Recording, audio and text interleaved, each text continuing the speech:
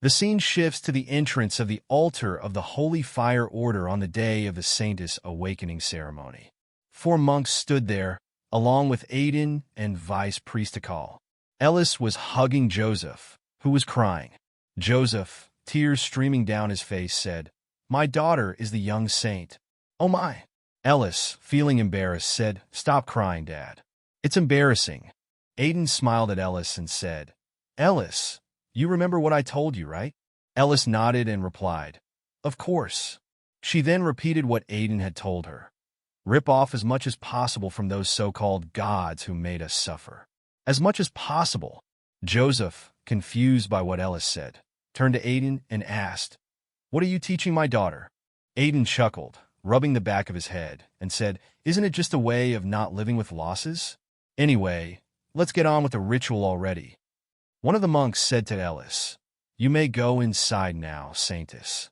Meanwhile, Joseph reached out his hand toward Ellis, but another monk stopped him, saying, "Joseph, you can't enter no matter what. Please stay here calmly."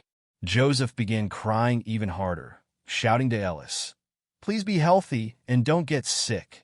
Aiden, standing behind Joseph, was puzzled. He thought anyone watching him now would think he's going to lose her forever. Aiden was startled when Hakal called his name. "Lord Aiden, please come with me for a moment." Aiden replied, "Yes," and followed Hakal to a quiet, dark area of the church where no one else was around. Casually, Aiden asked, "Is there any reason you called me here?" Hakal was holding a wooden box and replied, "It's nothing special. I just wanted to give you this. I know it's not much for all your efforts, but please accept it." Hakal grinned as he opened the box and showed Aiden. "This is one of the few remaining top-grade potions from our order. It's now a very precious item, difficult to make." He continued, "If I gave it to you officially, the other priests would make a fuss over it. That's why I wanted to give it to you secretly and asked you to meet me here briefly." Aiden happily reached for the box and said to Hakal, "Is it really all right for me to accept such a precious item?" Hakal smiled and replied, "Of course. You protected the Saintess, the future of our order. You deserve it." Aiden picked up the item inside the box and saw that it was a blue crystal ball. He said, "I know this is shameless." And then, unexpectedly, he tried to eat it. As he swallowed, his eyes turned purple and confusion washed over his face. The veins on his skin became clearly visible. Hakal grinned wickedly, thinking to himself, "Stupid bastard, take that." His eyes gleamed with malice as he explained, "That potion contains a mental obedience and brainwashing spell. Now, even a sword master like you will obey me." Aiden stood there, motionless, like an empty shell. Hakal placed a hand on Aiden's shoulder, a crazed smile on his face, and said, "Lord Regressed, this is an order." Aiden, in a robotic tone, responded, "Yes, master." Hakal moved his face close to Aiden's, their eyes both glowing purple. He then gave his command, "Eliminate the child undergoing the Saintess Awakening ceremony." The scene shifted to Ellis, who was walking towards the bright altar where she would awaken her saint powers. She stared in awe at the altar and said, "Whoa." As she neared the altar, she saw flames surrounding the entrance. A bead of sweat rolled down her face as she remembered what the priest had told her. "You must walk through the fire to meet God." "It won't be hot," he said. But Ellis thought, "What if it is hot when I go in? I'm really scared." She then recalled Aiden's words, "God is the one who should be scared, not you. After all the suffering you've endured, God owes you. So get a huge compensation for the damages." With renewed courage, Ellis walked towards the fire, thinking to herself, "There's no reason for me to be scared." She reached out her hand toward the flames and shouted, "God, hurry up and pay off your debt." Ellis then stepped into the fire. Meanwhile, Aiden stood in the shadows watching her. The scene shifts to the entrance of the Holy Fire Order, where Joseph sat crying uncontrollably, saying, "Oh my Ellis." Hakal stood behind him, hands clasped behind his back, watching with a slight smile. In his mind, Hakal thought, "An intruder who recklessly attacked the church has even killed the Saintess." He grinned and thought further, "It's the perfect story, no matter how I look at it." Finally, I'll become the true owner of this order. Suddenly, a group of monks appeared at the entrance. Bali, one of the senior monks, shouted, "Everyone, don't move!" Behind Bali, many other monks stood ready for a fight. Hakal clenched his fist, wondering what brought the monks here all of a sudden. "What's going on?" He shouted angrily at Bali. "Priest Bali, don't you know the sacred ceremony is in progress? How can you interrupt in such a disrespectful way?" Bali, clearly upset, replied, "We know the ceremony is happening, but I came because there is something more important to address." He put one hand on his hip and shouted, "Among the people here, there's a heretic who has dabbled in the darkness. That's why I, Inquisitor Bali, am here." Hakal was shocked by Bali's words, thinking, what did he just say? How could he know? One of the girls standing nearby was also shocked and whispered, "If he's talking about darkness, does that mean dark magic?" A man next to her, sweating, added, "How could there be a warlock in our order?" Joseph, standing behind them, heard everything but remained silent. Hakal's anger boiled over as he pointed his finger at Bali and shouted, "What kind of insulting nonsense is this? None of us have touched the darkness. Who ordered you to spread these lies?" At that moment, the high priest Kirtle appeared behind the monks and said, "I'm the one who called him." Hearing Kirtle's voice, Hakal was stunned. His eyes widened and sweat dripped from his face. That voice! How can it be him? Everyone else was also shocked to see Kirtle, who walked closer to Bali, looking perfectly fine. Hakal, still sweating, thought to himself, how did he break the curse? Was there someone other than the Saintess with divine power? Or is there a traitor among the warlocks? The high priest Kirtle spoke firmly. "It's over now, Vice High Priest." But he paused and then corrected himself. "No, Warlock Hakal." Hearing this, Hakal's eyes widened in fury, his teeth clenched. He trembled with anger, clenching his fists as whispers spread among the people. No way. He's been lying to us all this time? Fuming, Hakal thought to himself, how dare he ruin my plans? But then, a sinister smile crept across his face as he realized, however, I still have a way out. Hakal quickly said, "Are you accusing me of being a warlock? It seems your mind is still unclear, High Priest. I've been the one taking care of you ever since you collapsed." He then raised his voice. "This must be a misunderstanding. The real warlock is Lord Regressed. I overheard him plotting to kill the Saintess before the ceremony. We must stop him at once." At that moment, Aiden appeared, walking out from the altar. Hakal immediately pointed and shouted, "There he is! Lord Regressed! I can't believe you're here. What have you done to the Saintess?" Aiden, with a casual tone, asked, "The Saintess?" He rested his sword on his shoulder and, with a playful gesture, moved his hand to his ear as if listening. Then, with a smile, he said, "The awakening ceremony is progressing safely." Hakal was shocked to see Aiden unaffected and thought to himself, what? Was the spell broken? How did he free himself? A flashback begins. Before the fight with the Red Knight, Aiden had been standing by the window in his room. He suddenly said aloud, "I know you're watching, Nisita. I have something to discuss with you." An owl perched on a nearby tree, which had been watching, flew toward Aiden. As the owl approached, who asked, "What is it, Aiden?" With his arms crossed, Aiden replied, "You've already seen what's happening. Chaos is trying to manipulate things here." He smiled confidently and added, "Chaos is our enemy. So, I'll handle chaos. But could you lend me some help?" Nisita asked, "What kind of help?" Aiden extended his hand toward her and asked, "Please, lend me that thing." Aiden asked Nisita, "Can you lend me a curse-suppressing magic tool?" Nisita looked at him in surprise. "A curse-suppressing magic tool? Out of nowhere?" she questioned. Then, narrowing her eyes, she asked, "Is this for fighting chaos?" Aiden grinned. "No, it's not for chaos. It's to suppress the curse on High Priest Kirtle. His curse paralyzed him while he was conscious, so he already knows Hakal betrayed him." Aiden continued, "Which means, once he wakes up, we can catch all the warlocks hiding within the Holy Fire Order." After a moment of silence, Nisita finally nodded and said, You have a point. She then brought out a ring surrounded by a purple aura and handed it to Aiden. I made this myself. It's called the anti-demonic ring. Aiden took the ring, examining it curiously. Does the high priest have to wear this to suppress the curse? He asked. Nicito warned him, be careful. Chaos has brainwashed a lot of people in the church. You might even be one of them. Aiden, still staring at the ring, smiled and said, You don't need to worry about me. He then chuckled. I already have a horrendous curse. This weak chaos curse can't do anything to me. Nicita flew away. At that moment, the Underlord spoke up. Don't tell me you're calling me a curse? Aiden smirked. Who else could it be if not you? The Underlord, clearly annoyed, responded, I'm not exactly enjoying being called that either. Aiden teased. Do you want a holy potion? Sweat beaded on the Underlord, and he fell silent. Aiden rested his sword on his shoulder, grinning. Hakal, you're in trouble now. Back in the present, Hakal stood trembling with fury, his teeth clenched tightly. The crowd around him began to murmur. Is Vice Priest Hakal really a warlock? Someone else demanded. Vice Priest Hakal, give us an explanation.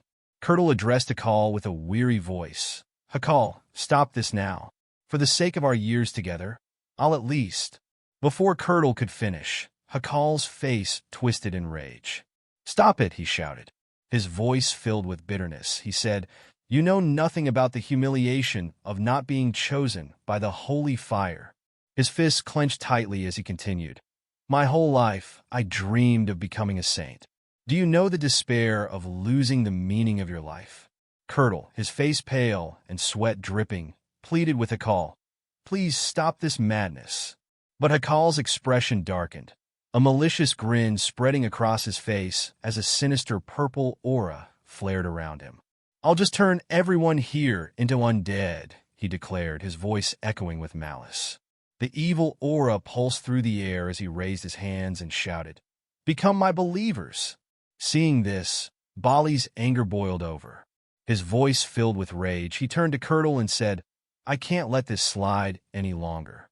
He shouted to the other munches, Take him down now. Hakal's laugh echoed through the chamber as he taunted them. You think you can beat me? He extended his arms toward the darkness. Comrades who share this dark blood, help me. From the shadows, several munches revealed themselves as warlocks, their forms twisted with dark magic. The remaining munches looked on in shock, realizing how deep the corruption had spread. Cries of disbelief rang out. Don't be afraid, shouted one of the loyal munches. The Lord of the Holy Fire Order is with us. Subdue the warlocks, another shouted. The air crackled as Hakal's purple aura swirled around, growing more intense. His aura began corrupting those nearby, forcing them under his control. One by one, munches succumbed to the spell, their eyes glowing with a sickly purple light. Master Hakal, we will obey you, no matter what, they chanted in unison. Suddenly, a controlled munch lunged at one of the loyal ones, swinging his weapon. The loyal munch barely managed to block the attack in time, staring in disbelief.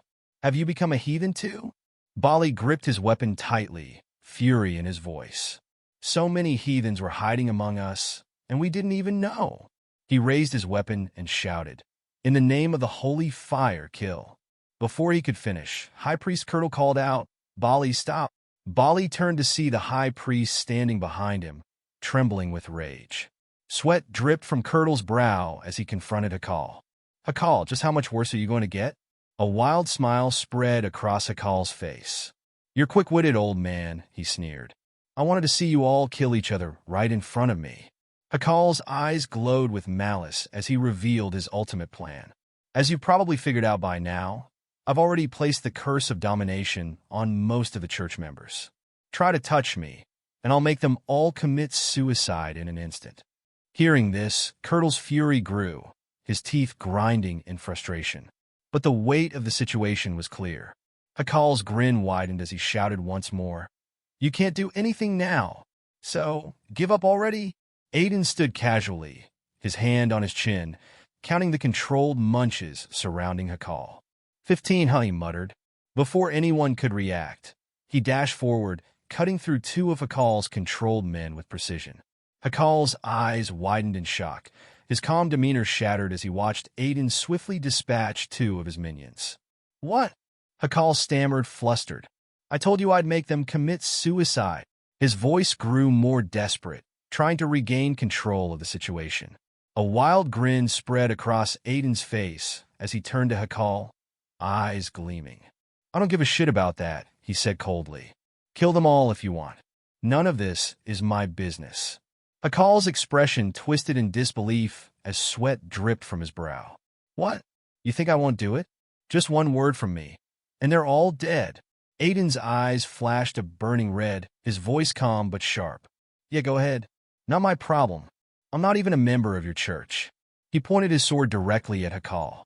"The only thing I care about is chaos. I'm here for you." Hakal's shock deepened. His teeth clenched as he thought, "How does he know I'm with chaos?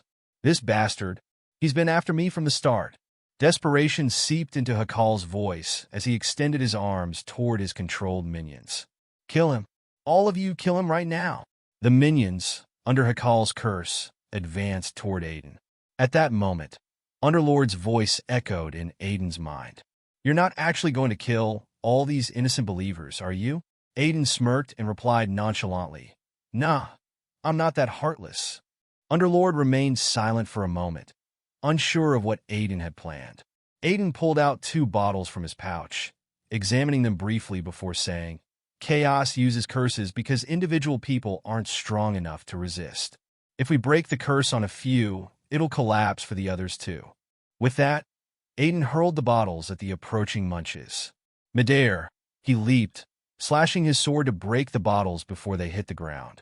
Thick smoke billowed from the shattered glass, engulfing the cursed minions. Hakal recoiled, raising his arm to shield his eyes as the dense smoke obscured his vision. "What's this? That son of a bitch!" Using sneaky tricks again, he spat, gritting his teeth in frustration. Kill him now!" But within the cloud of smoke, Aiden was already on the move. He darted through the smoke, his form barely visible as he expertly cut through some of the cursed munches, incapacitating them with swift, non-lethal strikes.